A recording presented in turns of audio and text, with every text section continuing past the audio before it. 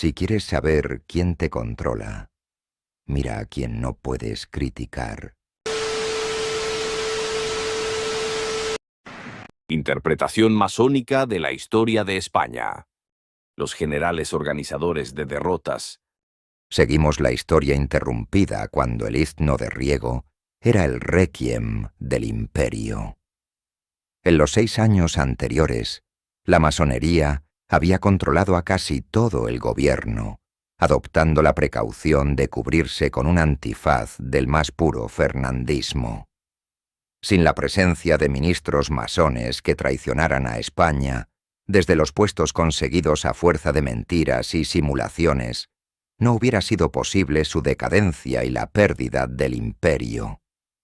Fue necesario organizar la derrota, desde las altas cumbres del Estado, que, debilitado y pobre, no fue vencido sino por las armas de los traidores, escondidos, como siempre, en los talleres y logias. No cabe duda. Desde que la masonería se inserta en las organizaciones de la vida nacional, se repite una y otra vez la maniobra, y de un modo tan exacto que hay periodos muy distantes cronológicamente que, sin embargo, tienen un paralelismo exacto, como ahora veremos. A poco que fije el lector su atención sobre este fenómeno, advertirá que la línea fisonómica de la organización derrotista de España, que trae consigo la pérdida del imperio y como consecuencia el triunfo constitucional de 1820, aparece y se repite nuevamente en la organización de la derrota que ocasionó la implantación de la República de nuestros días. La sublevación de entonces, que dio al traste con el orgullo imperial de nuestra raza, extendida en las llanadas de América, a pesar de Riego, de Quiroga, de San Miguel, o Donojú, o Dail, de Mina, y otros, no hubiera triunfado nunca de no contar con la complicidad de los ministros del rey. El ejército y el pueblo se hubieran bastado para dejar en ridículo a los traidores sublevados. Pero allí estaba el gobierno masón alentando a los rebeldes, nombrando al célebre general O'Donnell, conde de la Bisbal, jefe de las tropas. Este hombre, de tan triste recuerdo, cumple a rajatabla sus deberes masónicos, sublevándose en Ocaña. Es el auténtico general organizador de derrotas. La casta de los O'Donnell sobrevive todavía y anda como entonces enroscada al tronco secular de la patria, y el más miope puede ver a otros condes generales envueltos en la misma traición, que lo son todo para la masonería y nada para España. Ahí están, escondidos en los mandos militares, en los puntos fuertes, para frustrar la defensa, esperando siempre, cobardes, el triunfo del enemigo, para pasar la cuenta de su deslealtad y cobrar la recompensa de su traición. No hace falta nombrar a nadie. El lector, sin gran esfuerzo, podrá identificar a esos generales que siguen la línea de aquellos O'Donnell en la tragedia y desventura de España. La masonería se unifica y cobra vigor insospechado en el año 1818. Hasta esta fecha, y durante la Guerra de la Independencia, se habían producido 4 cismas: el de Cagliostro, el de Asanza, ministro de José I, afrancesado; el de los liberales de las Cortes de Cádiz, dirigido por Inglaterra, y el de Montijo. La unificación le presta un gran aliento a las logias y permite, además de la sublevación de las tropas que iban a ser enviadas a América para restablecer la paz y afianzar el imperio español, adueñarse totalmente del gobierno de la nación. Véanse, si no, los testimonios fehacientes de algunos historiadores son tan rotundos que no dejan lugar a duda. En 1820 apenas había un liberal que no fuese masón. Las logias llamaban al gobierno nuestro hijo, Vicente Lafuente. La masonería había hecho la revolución, siendo, después, gobierno oculto del Estado. España era entonces casi una misma cosa con las sociedades secretas. Alcalá Galiano. La masonería era política, por manera que fue uno de los elementos más activos de la revolución. La masonería rivalizaba en poder con el gobierno, y a tal punto que los ministros tuvieron que buscar en las logias su apoyo personal. Marqués de Miraflores. La mudanza ocurrida en España había sido hecha por una sociedad secreta, la secta masónica. Modesto Lafuente. Porque, a decir verdad, en aquellos 3 años no estuvo el gobierno en manos del rey ni de las cortes, ni de los ministerios, que, con ser elegidos por las logias, como lo fue el cuasi postrero, el de San Miguel, o supeditados a ellas, como el de Argüelles, renunciaban voluntaria o forzosamente a toda autoridad moral, sino que estuvo y residió en los capítulos masónicos y en las forres comuneras. Menéndez Pelayo. Primer Ministerio Constitucional. Presidencia. Agustín Argüelles, Gran Maestre del Gran Oriente, Gran Comendador del Supremo Consejo y Jefe y Gran Castellano de los Comuneros de Castilla. Estado. Evaristo Pérez de Castro, masón. Hacienda. Canga Argüelles, masón. Gracia y Justicia. Manuel García Herreros, masón. Marina. Juan Jabat, masón. Ultramar. Antonio Porcel, masón. Guerra. Marqués de las Amarillas, masón. He ahí un gobierno identificado plenamente con la masonería. Todo el equipo de gobernantes, obedientes al poder misterioso de los internacionalismos, toda la banda miserable al servicio de judíos y traidores. ¿Cómo le iba a ir a España con esta gentuza? ¿Cómo le fue y cómo le va ahora? Pero observemos los hombres que se ve precisada a exaltar. Argüelles, su gran maestre, sin otro mérito que el de ser llamado el divino orador, con una elocuencia llena de tópicos, se aupa sobre las altas cumbres del Estado. La masonería aprovecha siempre la existencia de estos oradores. Como los timadores, necesitan del cómico que llore y haga aspavientos para convencer a sus víctimas. El divino Argüelles y su escolta de hermanos fueron los dignos abuelos de la progenie actual, tan embustera como aquella.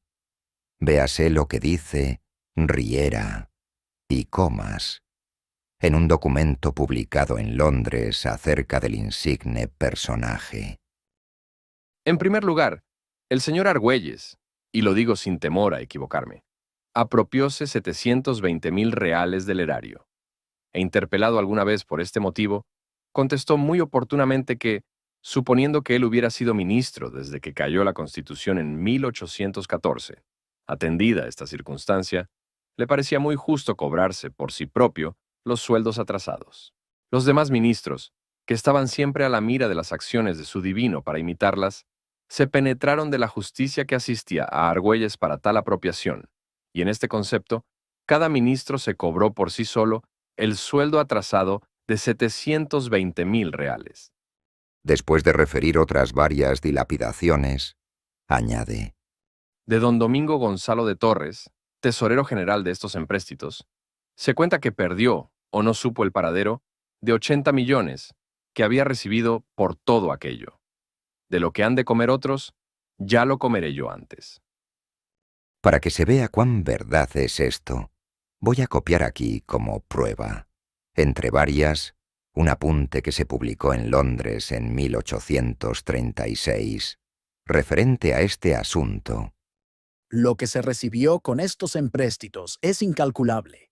Al tesorero general don Domingo Torres le desaparecieron de las manos, sin saber cómo ni cuándo, unos 80 millones de reales. Por aquello de riñen los pastores y se descubren los hurtos. El asunto se hizo público.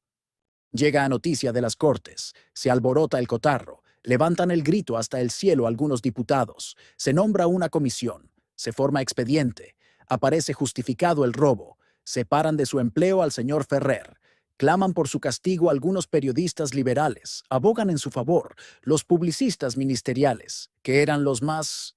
El expediente no se concluyó y... ¿Qué haremos? ¿Qué no haremos?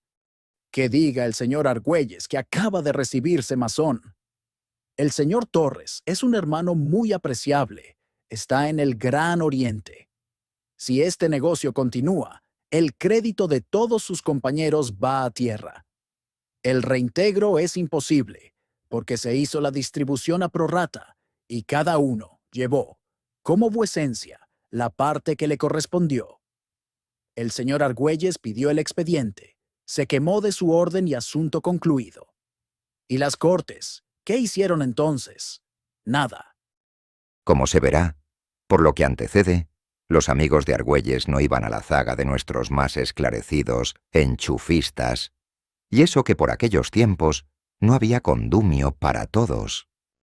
El pueblo, esquilmado y pobre, no podía abastecer a tanto insaciable. Había muchos que no habían probado siquiera las migajas del festín, el hueso de un destino, la carnaza de una comisión o el lujo de una sinecura. Mucha gente masónica no había tocado las monedas envilecidas del reparto. Cundió el descontento y se produjeron luchas intestinas, hasta llegar a una división de fuerzas. La masonería, curtida ya de experiencia, estuvo muy atenta al fenómeno. Había que canalizar la protesta de los hambrientos para que no se salieran de su control, evitando la posibilidad de una escisión, o lo que parecía más grave, el que formasen una organización adversa y enemiga. Igual, exactamente igual que en nuestros tristes días. Y así vemos surgir entonces 4 organizaciones distintas, enraizadas en el mismo tronco secular de la masonería y dirigidas además por sus más altos y ocultos poderes. Es preciso que se conozcan. Siquiera señalemos sus perfiles de una manera sintética, porque tienen un parecido extraordinario con muchas de las actuales fuerzas políticas y sociales, sin contar, por otra parte, que su esencia, su modo de ser y su historia forman el más legítimo antecedente del anarquismo y socialismo ibéricos. Nosotros nos hemos percatado de la utilidad de sacar a plena luz estas raíces masónicas soterradas en el misterio, porque aclaran ciertos fenómenos inexplicables para muchos que nunca se cuidaron de hendir la corteza de las apariencias con la segur de la investigación y de la verdad. Realizado este experimento, veremos también que no hay nada nuevo sobre la tierra de España y que el energúmeno anarquista, como el embustero socialista, son remedos de cosas ya pasadas por el tamiz de los tiempos. Los anilleros. La masonería, en 1820, se vio precisada, a impulsos de lo que pudiéramos llamar su extrema izquierda, a expulsar de su seno, con gran aparato, a toda su ala derecha. Claro que ni entonces, ni ahora, ni nunca, la masonería se ha dividido en estas clasificaciones. Los hermanos obedientes a la secta adoptan, según las conveniencias y dictados de la orden, la posición política visible más conveniente, ora en la derecha, ora en la izquierda, o ya en el centro, según aconsejen los vaivenes del gobierno, y a tono con los secretos de las logias. Pero esta posición política visible es una mera accidentalidad, subordinada al mejor servicio de la masonería. Tiene mucha importancia no olvidar estas maniobras, porque los que leyeren habrían de sufrir muchas y lamentables equivocaciones, originadas por el confusionismo dimanente de estos cambios de lugar, que impone siempre como medio seguro la oscura táctica masónica. Si no tenemos presente la mentira de estos cambios, No podremos fácilmente explicarnos el complejo sutilísimo de sus acciones, nacidas como en un generador eléctrico situado en las faldas de los Andes, y cuya energía llega por hilos ocultos a los más lejanos países. Decíamos que la masonería expulsó de la orden a la mayoría de sus políticos, colocados en los grupos de derechas, a los que pudiéramos calificar con mayor exactitud de políticos conservadores. La expulsión se hizo a golpe de bombo y platillos, con todo el aparato de una representación espectacular. Era preciso que los incautos se entregaran rendidos la apariencia de la farsa, porque en rigor aquella exclusión no fue más que una pobre comedia hecha con el decorado de los grandes acontecimientos teatrales y con el fin de engañar al pueblo español, que no percibía, como ahora, la verdad escondida bajo el mandil de los hermanos.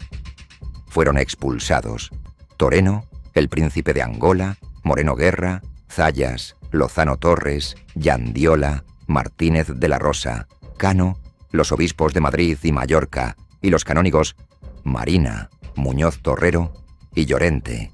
Estos hermanos, que fueron afrancesados en 1808 y moderados en 1812, terminaron siendo constitucionalistas puros en 1820, de un constitucionalismo a la inglesa, que se diría más tarde. Formaron enseguida una sociedad secreta bajo el nombre de Los Anilleros, usando como señal externa una cinta azul que se colocaban en la solapa.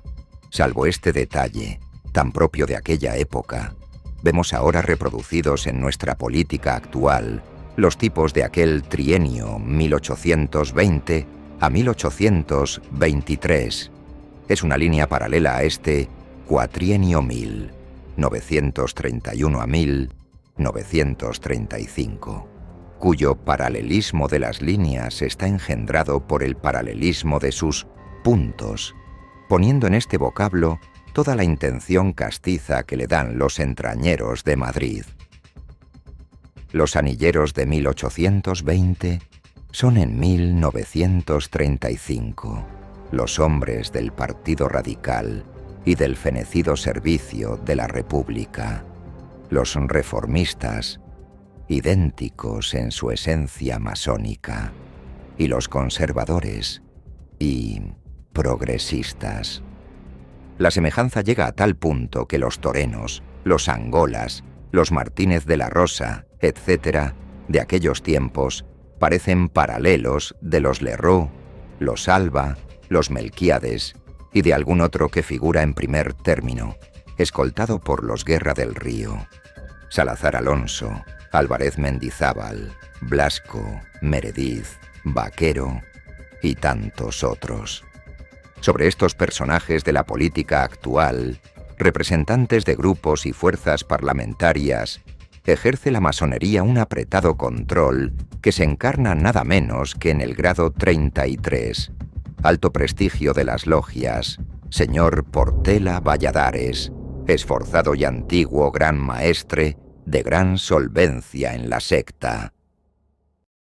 Los masones, los auténticos, La representación oficial del Gran Oriente formó el primer ministerio con el divino Argüelles a la cabeza.